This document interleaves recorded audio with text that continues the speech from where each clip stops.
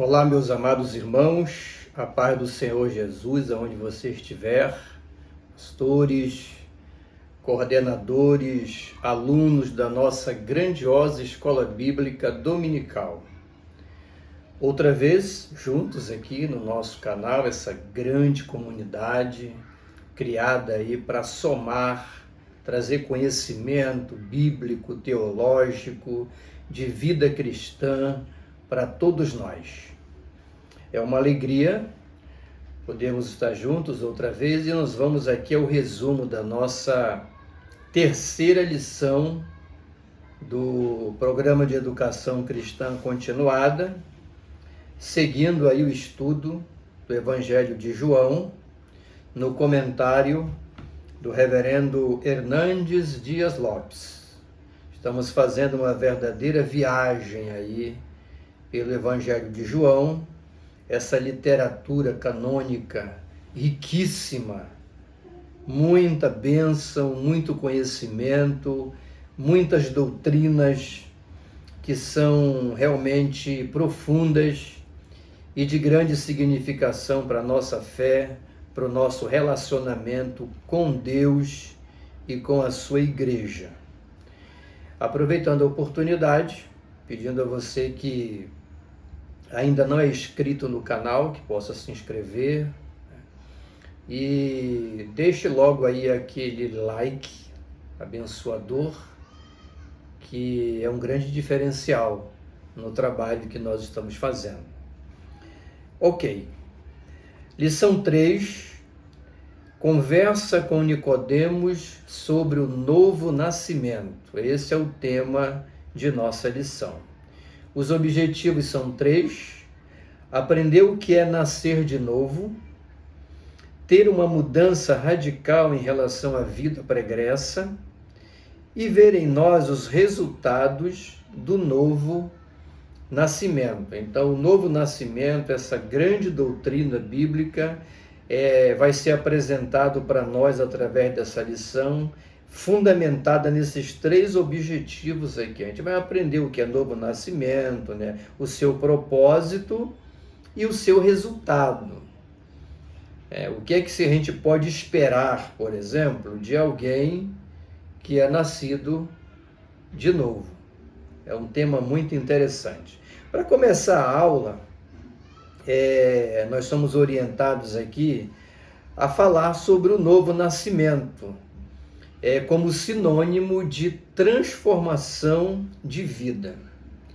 Você pode se utilizar de uns 2 ou 3 minutos antes de adentrar na lição propriamente dita, na exposição dos tópicos, você falar para a sua classe, para os seus alunos, sobre novo nascimento como sinônimo de transformação de vida.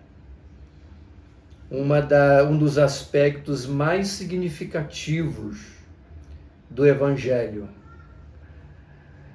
O impacto que o Evangelho produz na vida de uma pessoa no sentido de transformá-la em uma nova criatura, fazer dela um filho de Deus interessado nos valores espirituais, nos valores do reino de Deus. Basicamente seria isso aí. O textual está em João 3:3, diz o seguinte: a isto respondeu Jesus: em verdade te digo, que se alguém não nascer de novo, não pode ver o reino dos céus. O textuário aqui, isso vai ser amplamente visto durante a exposição da lição, mas o textual ele já nos introduz aqui para uma questão muito importante. O novo nascimento, ao dialogar com Nicodemos, aquele membro do Sinédrio que procura Jesus, toda essa lição é baseada no diálogo entre Jesus e esse personagem bíblico, muito importante no Novo Testamento, Nicodemos. Quando Jesus fala a ele é necessário nascer de novo, ele está falando aqui, colocando o novo nascimento, essa transformação de vida, como uma condição, como se diz em latim, condição sine qua non. Em que sentido? Indispensável.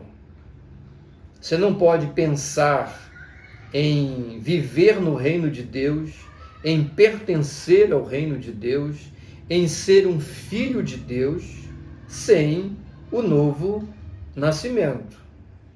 Isso não são os pastores, os líderes religiosos que criaram, não. Nós estamos tratando aqui de uma condição, de uma verdade do Evangelho expressamente manifesta pelo próprio Jesus de Nazaré, que no seu discurso com Nicodemos ele coloca o novo nascimento como uma condição indispensável para que alguém possa ver ou entrar no reino de Deus. Isso é muito importante. A verdade prática, ela é um desdobramento do sentido do texto áureo, né? A verdade prática quer dizer assim, olha, a única forma de ingressarmos no céu é através do novo nascimento. O céu é um lugar para pecadores, entendeu? O céu é um lugar para pecadores, pecadores redimidos, pecadores arrependidos, pecadores alcançados pela graça, pecadores que abriram o coração para receber Cristo, pecadores que nasceram de novo. O céu foi feito para todos nós pecadores, mas o caminho para lá passa pelo novo nascimento, voltando a enfatizar.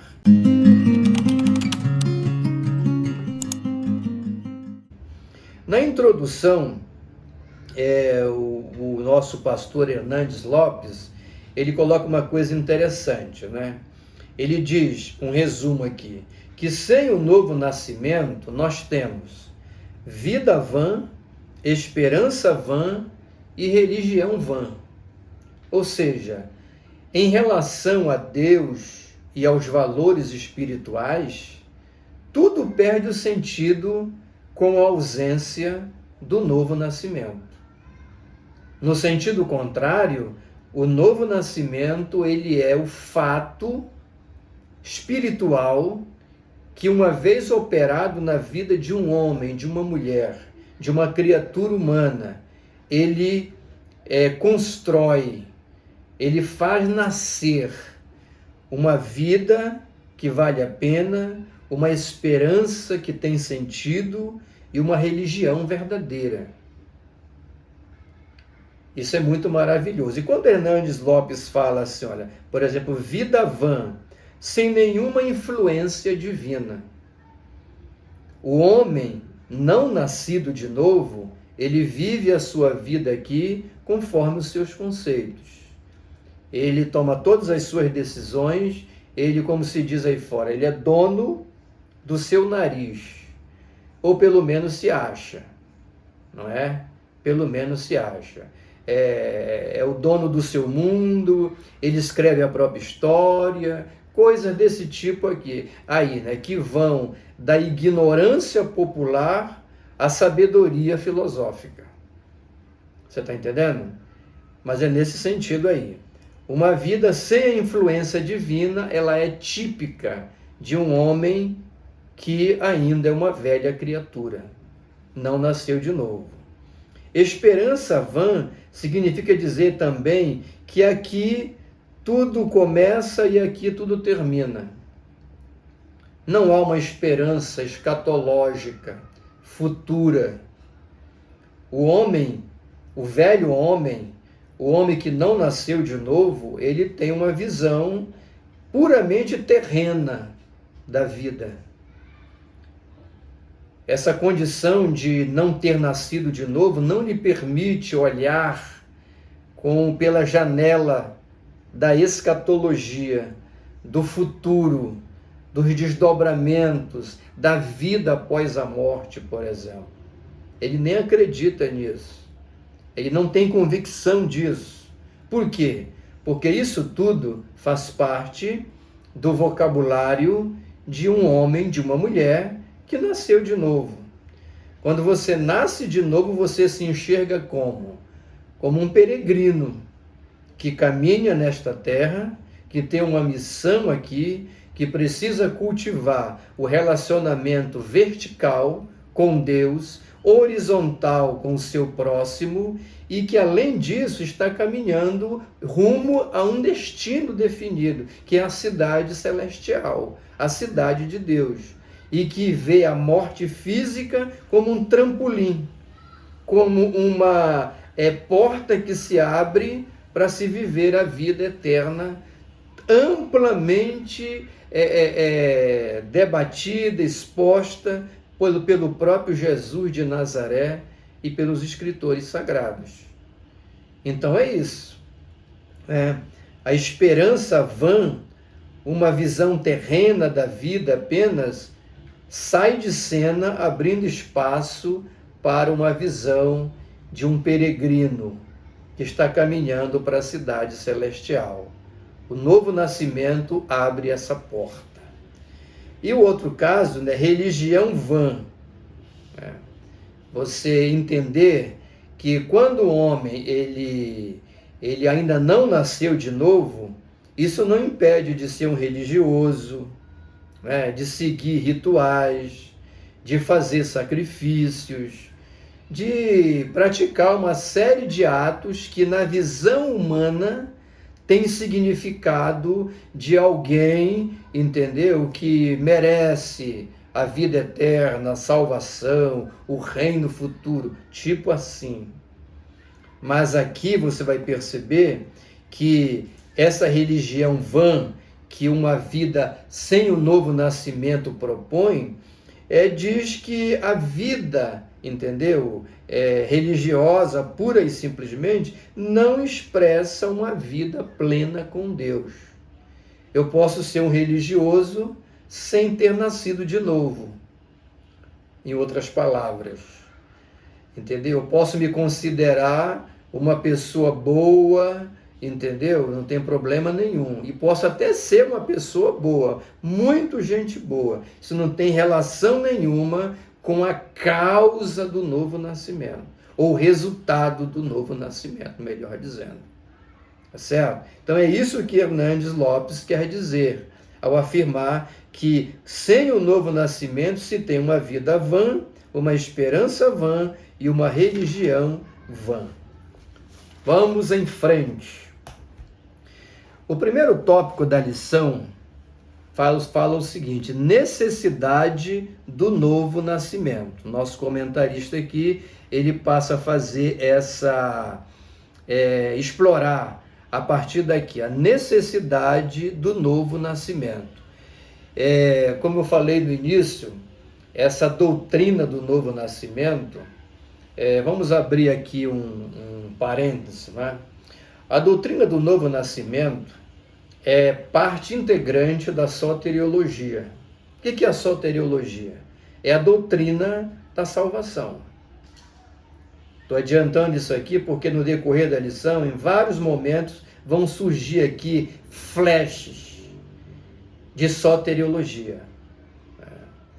Então Jesus, aqui no seu diálogo com Nicodemos, ele enfatiza essa questão do novo nascimento. E Nicodemos, por que isso é importante nesse diálogo com Nicodemos? Porque já vai aqui, um adiantamento, da lição. Nicodemos era um bom judeu, religioso. A tradição diz que ele era um homem íntegro, uma pessoa dotada de uma moralidade bem interessante. Ele não era um mau elemento, não era um bandido, não era um transgressor, não era alguém ímpio, amplamente ímpio, um homem mau, entendeu? Com comportamentos agressivos. Ele não era, não. Nicodemos era um homem tido como um homem equilibrado, um bem religioso, um bom judeu, resumindo assim. Mas é com esse homem, possuidor dessas características, que Jesus afirma. É para esse tipo de gente, de homem, que Jesus afirma, olha, é necessário nascer de novo. E aí vem aqui o porquê dessa colocação de Jesus. O primeiro tópico diz assim, olha, fé superficial. Este de noite foi ter com Jesus e lhe disse, Rabi, que é mestre, né?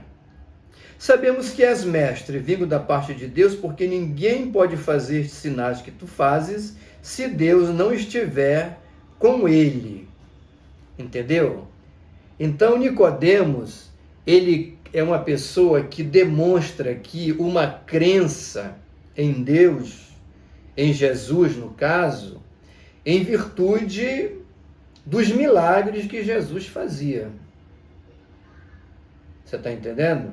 Os milagres operados por Jesus, que são diversos no texto canônico, na lição passada nós estudamos sobre a transformação da água em vinho, o primeiro dos grandes milagres de Jesus, entendeu? Depois dele, centenas e centenas de milagres Jesus fez.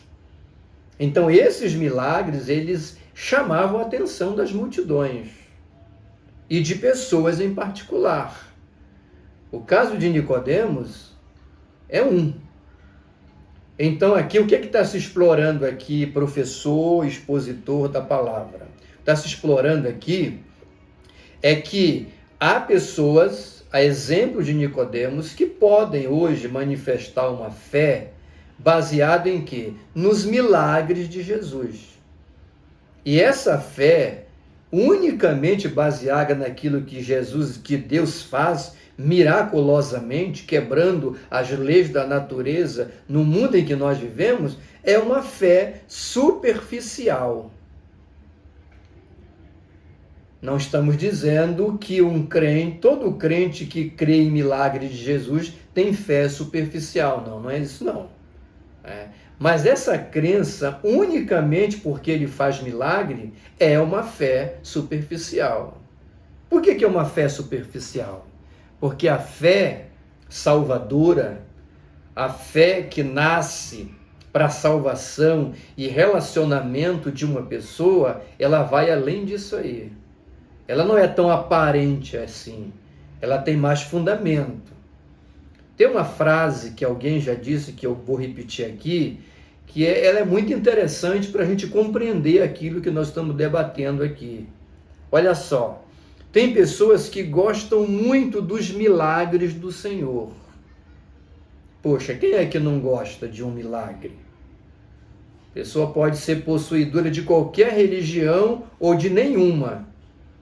Mas se ele estiver enfermo, desenganado do médico, ou vivendo uma situação que está lhe trazendo destruição na vida, e Deus intervém, faz uma obra, um milagre, e volta, faz com que as coisas retornem à normalidade, quem é que não gosta disso? Todo mundo gosta disso, tá? Todo mundo gosta disso. Então, os milagres do Senhor atraem as pessoas. Maravilha.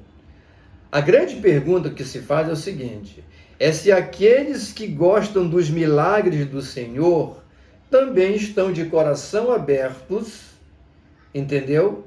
E sedento pelo Senhor dos milagres.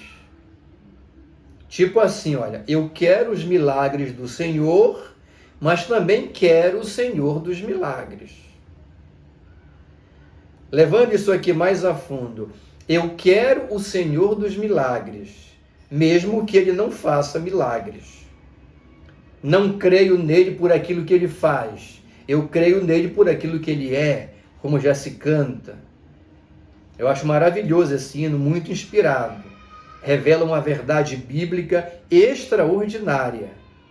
Eu quero o Senhor dos milagres, mesmo sem milagres.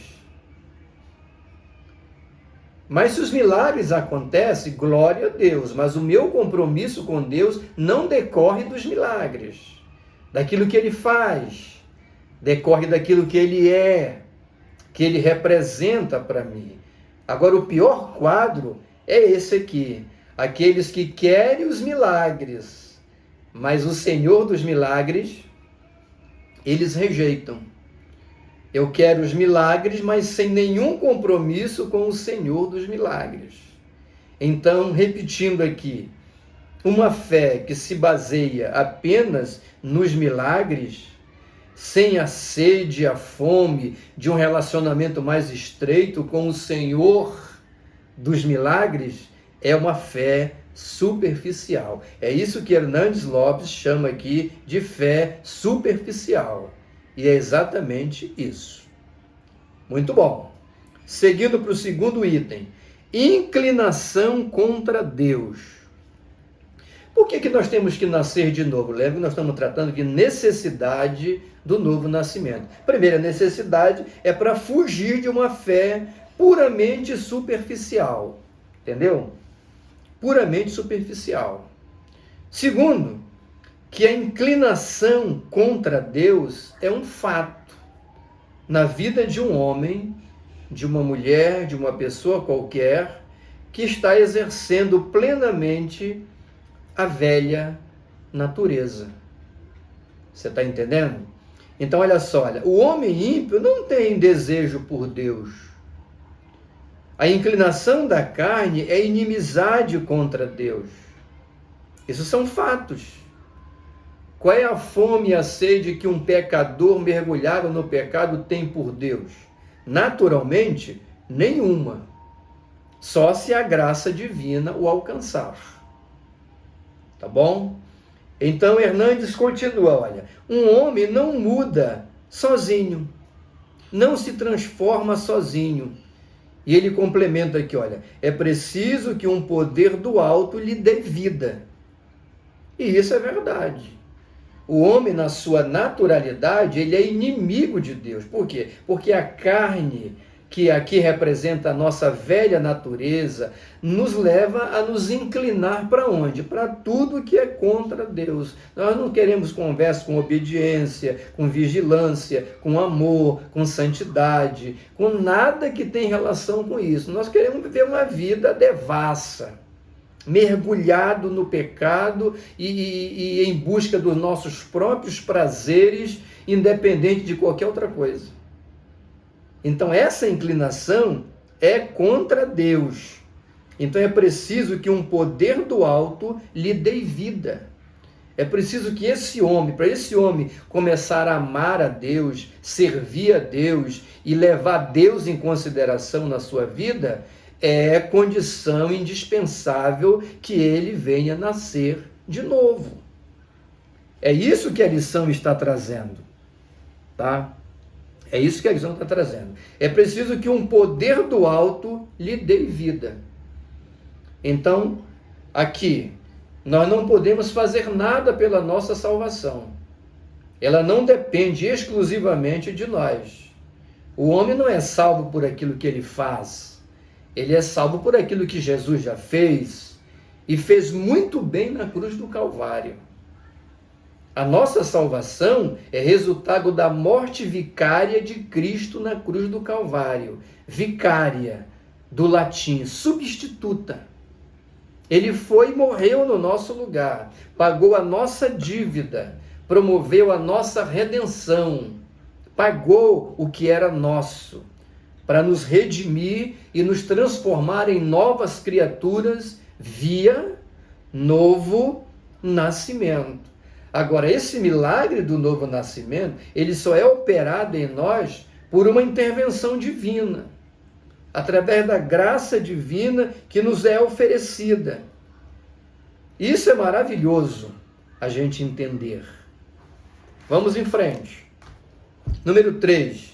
A única forma de entrar no reino de Deus, fazendo um casamento com aquilo que já foi dito lá no texto áureo, né? Condição sine qua non, indispensável para uma pessoa adentrar no reino de Deus, é o novo nascimento. Então, voltando novamente aqui à questão de Nicodemos. Nicodemos era conhecedor das Escrituras, um sábio, uma boa posição social, era um homem íntegro.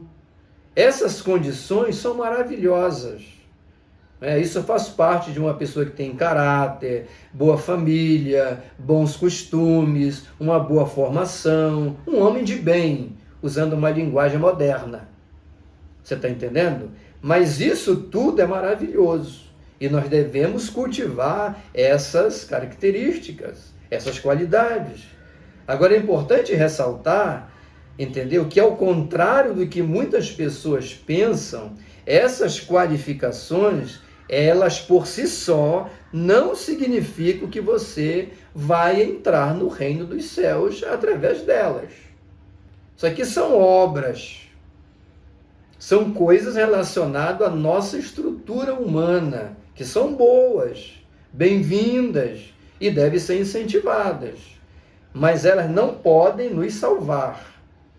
Por quê? Porque a salvação, na sua causa, ela decorre de um ato divino, que é a morte de Cristo, e que chama pelo arrependimento, pela nossa confissão do nome de Jesus como nosso Salvador, e tudo isso é um processo que vem, através disso vem o perdão dos nossos pecados, e tudo isso é um processo que a gente chama de novo nascimento, como Jesus falou a Nicodemos.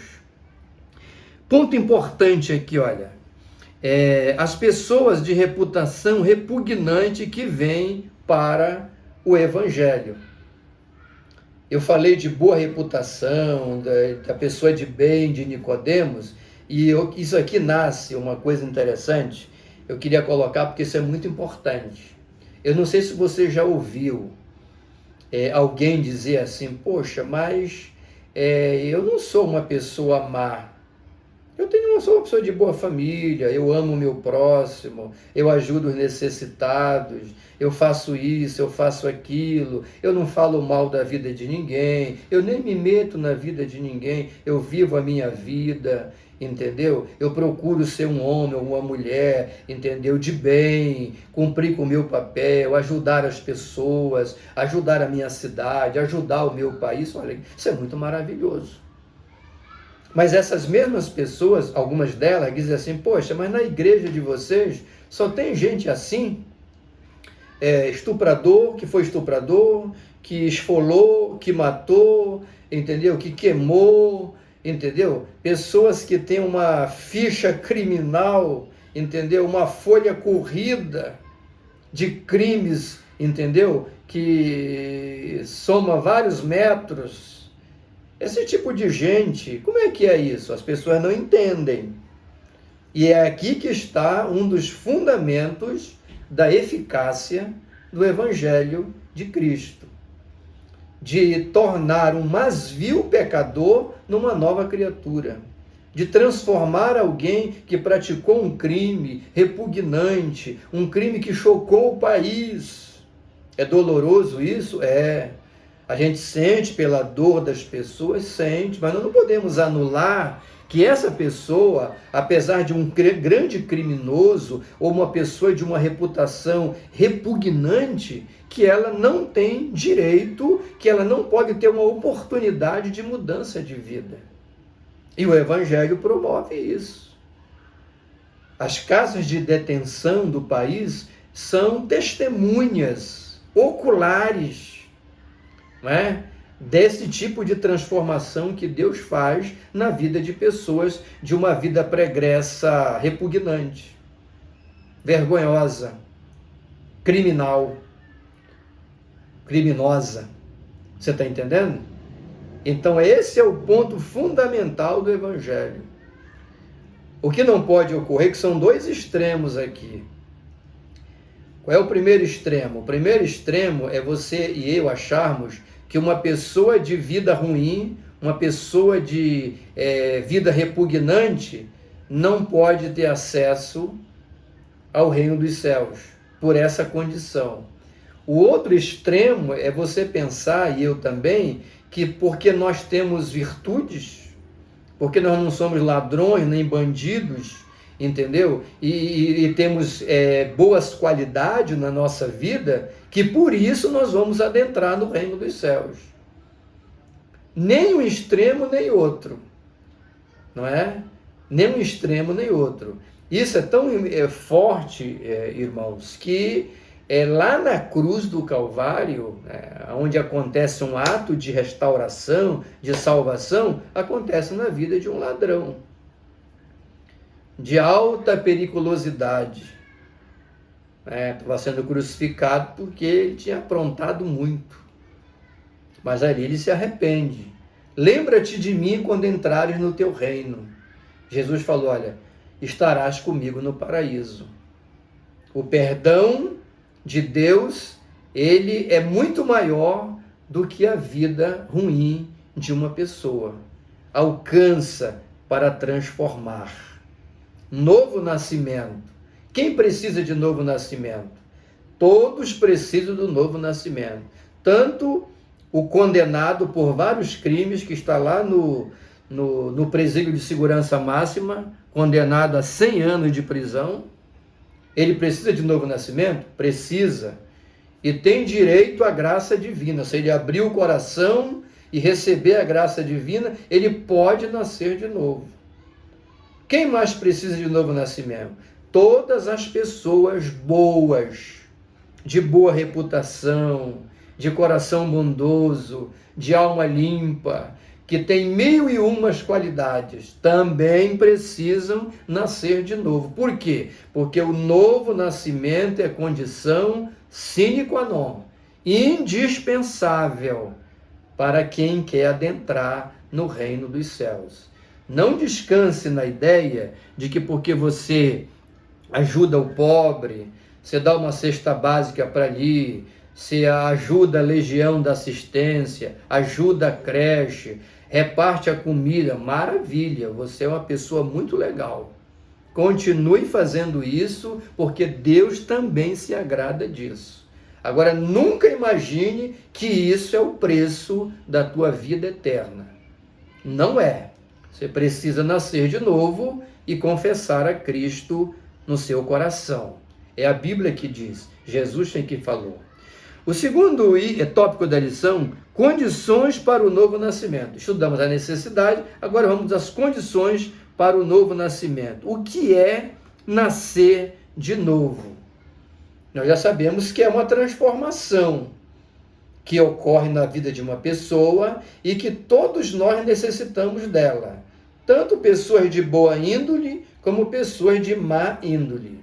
Todos precisam nascer de novo. Boa conduta nem sempre é sinônimo de novo nascimento. Os nascidos de novo têm boa conduta.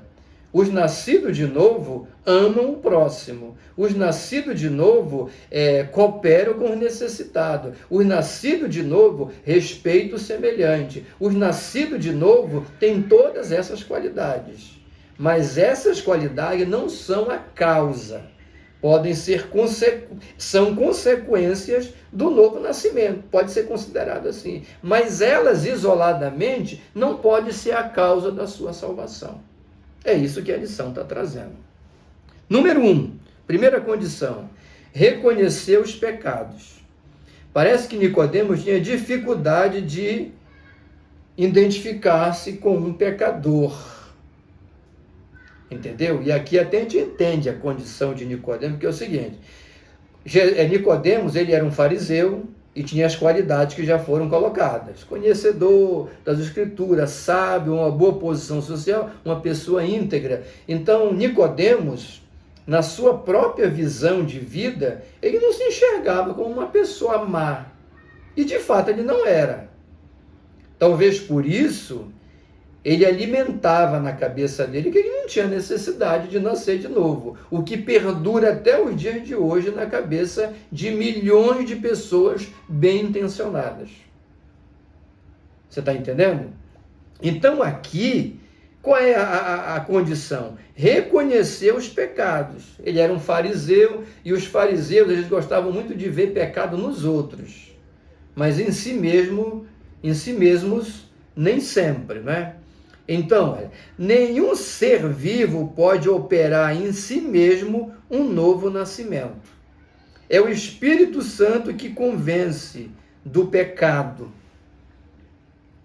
Você está entendendo? Então aqui, olha, reconhecer os pecados.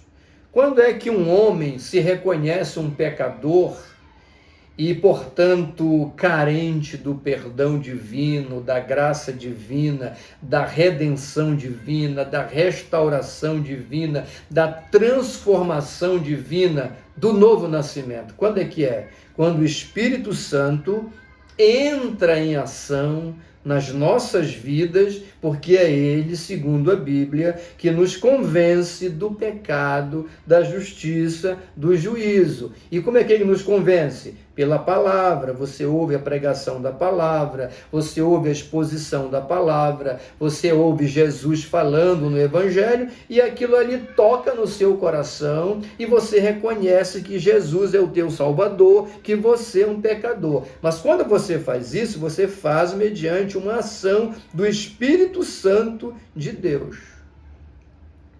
E aqui, eu quero aproveitar a oportunidade para fazer aqui uma pontuação, uma nota aqui de rodapé, porque eu estou falando a estudantes da Bíblia, expositores, pastores, entendeu? Pessoas de um alto grau, nível de conhecimento bíblico, teológico, né? E mesmo se você não tiver isso, você é simplesmente um aluno, e porque aluno todos nós somos, né? Estamos aqui aprendendo uns com os outros, mas isso é importante para você também, que está dando aí os seus primeiros passos, vamos dizer assim, no ministério do ensino da palavra.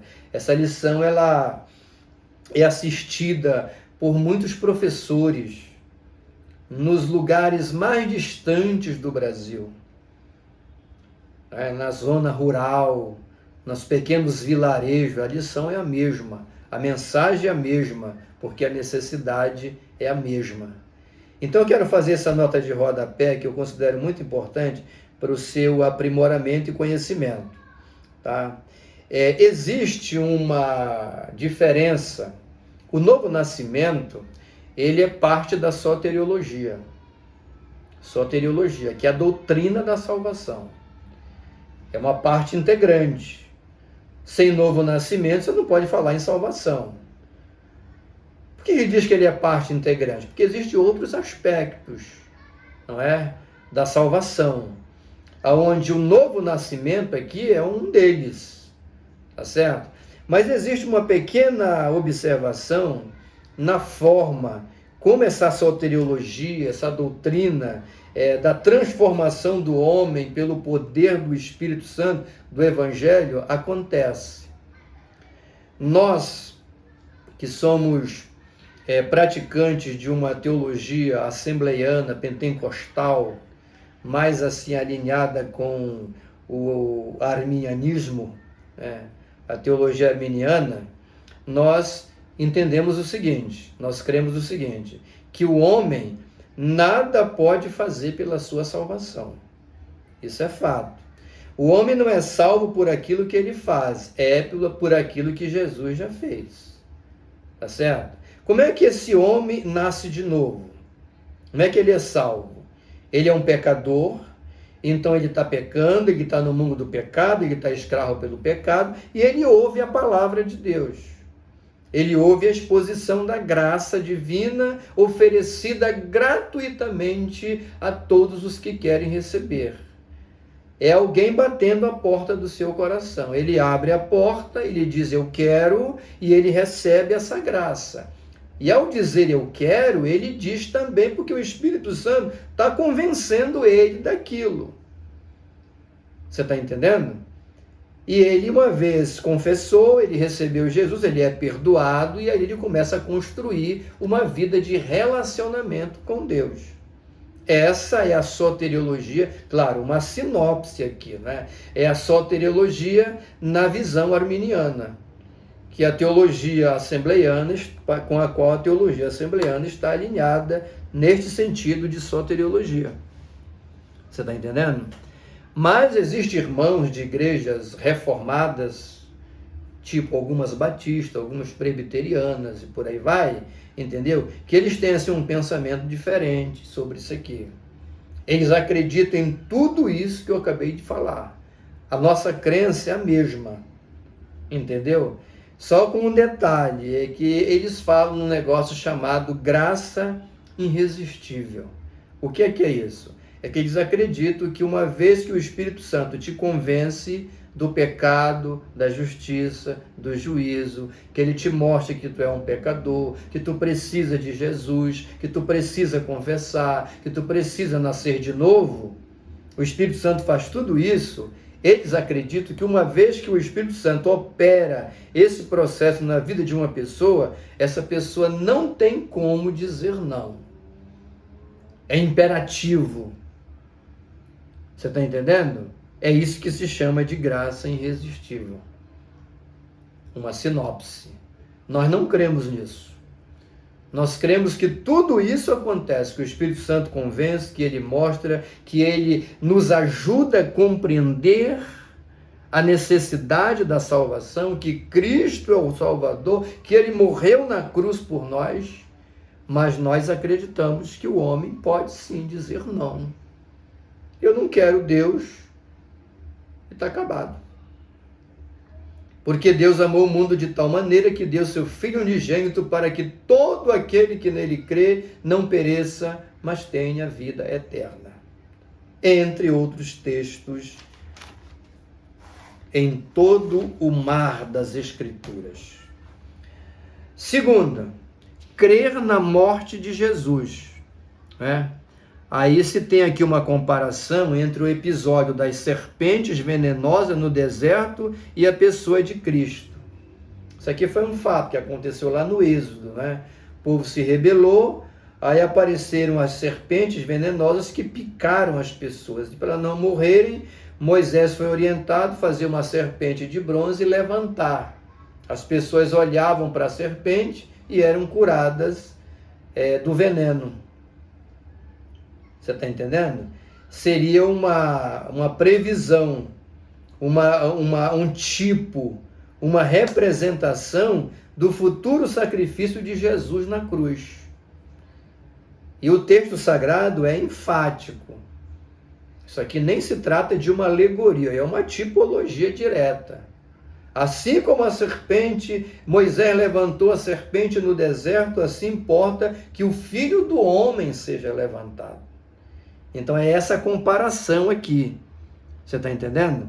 Quando olhamos para Cristo, nós somos o quê? Curados, libertos, alcançados, transformados, nascidos de novo. A condenação, que seria a morte, que o veneno faria, o veneno da serpente mataria. Qual é o veneno que nos mata? É o veneno do pecado. O salário do pecado é a morte, certo? Então Jesus, ele é a cura para que nós possamos ter vida eterna. É essa comparação que se faz aqui.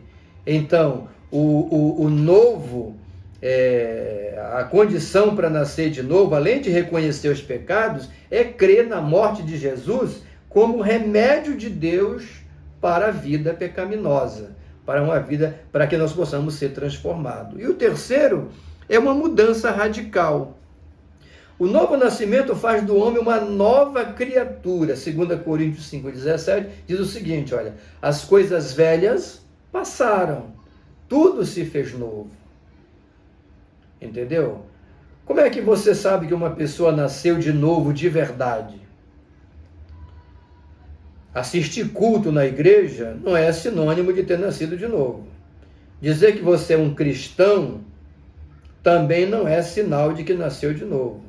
Cantar na igreja também não é sinal de que você nasceu de novo. Pode ter relação, mas não é sinal absoluto. Pregar o evangelho, participar da liturgia religiosa e até praticar boas ações, isso não é sinal absoluto de que você nasceu de novo. Isso já foi amplamente discutido aqui, certo? Agora nós temos que dizer que o novo nascimento, essa obra espiritual maravilhosa, essa ação do Espírito Santo na vida de uma pessoa, uma vez concretizada, ela produz uma mudança realmente. Entendeu? Você nasceu de novo? Ah, pastor, eu nasci de novo. Vamos ver. Antes de você nascer de novo, você era mentiroso. A sua vida era ficar me contando mentira. Enganava o pai, a mãe, enganava a namorada, agora você continua mentindo. Mente para os filhos, mente para a mulher, mente para o pastor, mente para o padre, mente para o patrão, mente para todo mundo, e você diz que você nasceu de novo? Não nasceu de novo. Você continua ainda uma velha criatura. Então a mudança radical promove o novo nascimento promove uma mudança radical. As coisas velhas passaram. Não está se dizendo aqui que nós não erramos mais, que nós não praticamos deslize. Isso pode acontecer, mas é diferente de alguém que continuou mergulhado, fazendo as mesmas coisas com a mesma intensidade. Há uma diferença. Bendito seja o nome do Senhor. Então aqui, nesse item 3 aqui, olha, o pastor, ele coloca uma coisa aqui, olha, coisas que não têm relação com o novo nascimento, né? Ele coloca aqui, olha, coisa que não tem relação com o novo nascimento. Vamos ler aqui, ó, entendeu? Muitas pessoas confundem a verdadeira natureza do novo nascimento. Vou fazer a leitura porque ela está bem didática, né? Letra A, ser bem-sucedido. Seu dinheiro não pode lhe garantir um lugar no céu. Nicodemos era rico, mas não podia comprar a salvação da alma. Tá? Se você é rico, glória a Deus. Deus te abençoe e que você continue enriquecendo. Agora, a riqueza é uma bênção na sua vida quando ela não é um Deus na sua vida. O seu dinheiro não vai te garantir a salvação. Você tem que nascer de novo. Tá? Segundo lugar, ter conhecimento bíblico. Nicodemos era um mestre da lei, mas não estava salvo. Ser teólogo, pregador, expositor da Bíblia, isso também não significa que você já nasceu de novo. Tá? Pode ser e pode não ser. Tá certo? Há muitas pessoas que conhecem verdade, mas nunca foram transformadas por essa verdade.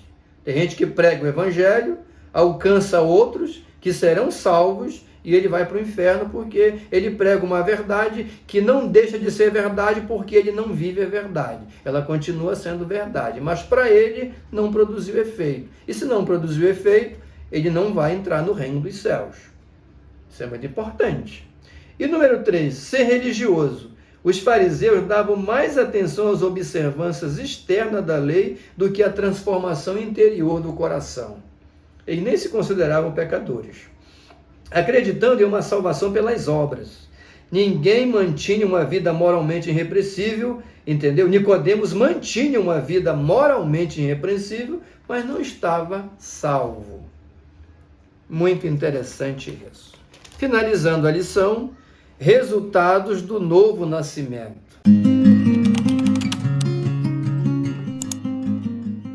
Olha que coisa maravilhosa, né? Primeiro resultado do novo nascimento: livramento da condenação. São os efeitos na vida de um convertido. Antes de nascer de novo, você estava condenado à morte eterna. Uma vez que você nasceu de novo, você ganhou a vida eterna. Todo o que crê não pereça. Você creu, nasceu de novo, você tem a promessa divina de que você não vai perecer. A tua salvação está garantida enquanto você permanecer no exercício da fé. Número 2, garantia de uma vida eterna, o desdobramento. Pela fé, o mais vil pecador pode ser salvo. Já dito aqui no caso dos condenados lá do presídio de segurança máxima, né? Quem não crê, quem não quer aceitar o ato redentor de Deus está sujeito ao juízo. Você não é obrigado a aceitar. Então você pode rejeitar. Graças a Deus que nós aceitamos. E o meu apelo é que você também aceite. Deus tem bênção na sua vida. Terceiro lugar para encerrar, a caminhada na luz. É um outro resultado do novo nascimento. O novo nascimento muda o nosso destino.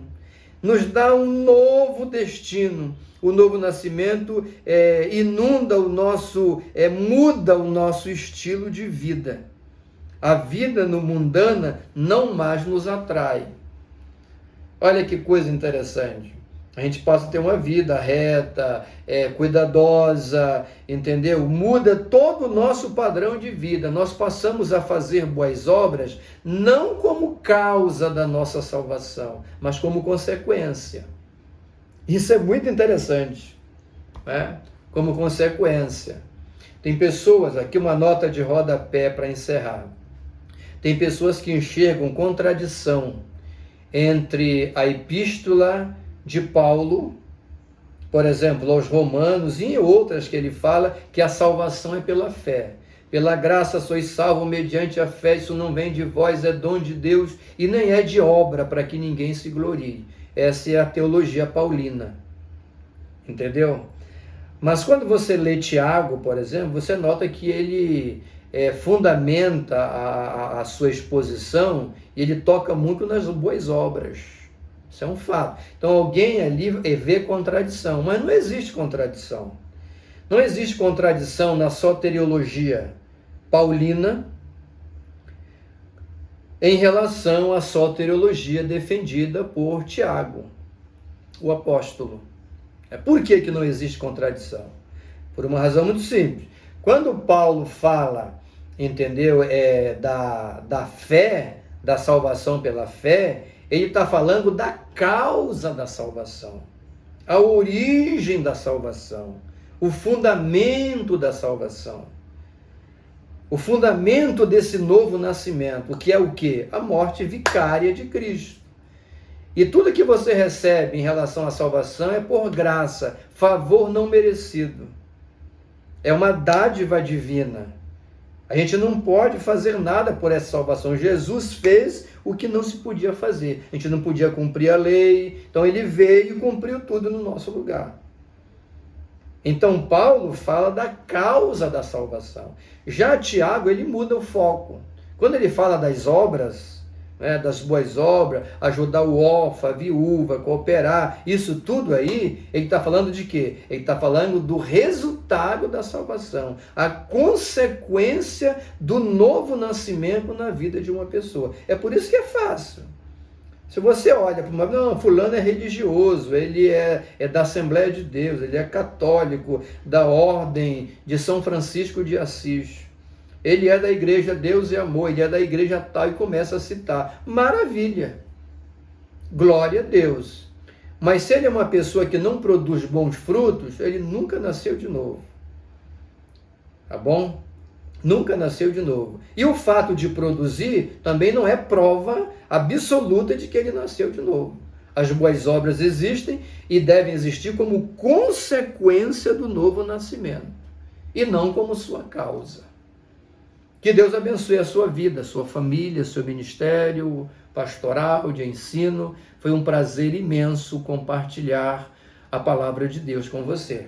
Se inscreva no nosso canal, faça uma divulgação aí, deixe o seu like, deixe o seu comentário, me diga de que cidade, de que lugar você está assistindo essa transmissão, este vídeo, essa exposição bíblica.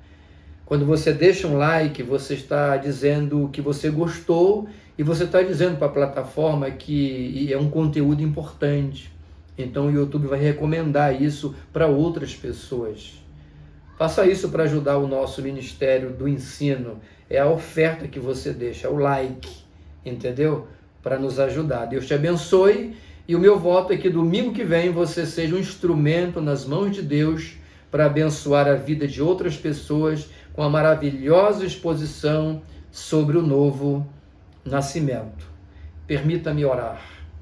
Pai querido, em nome do Senhor Jesus, eu te agradeço nessa noite, neste momento em que a tua palavra está sendo compartilhada, que esta mensagem de ensino tão fundamentada na tua palavra seja um instrumento de transformação e que leve muitos ao novo nascimento. Abençoa o meu irmão expositor, que vai ser um instrumento no domingo para compartilhar essas grandes verdades espirituais. A todos nós, usa pela tua misericórdia e para a glória do teu nome.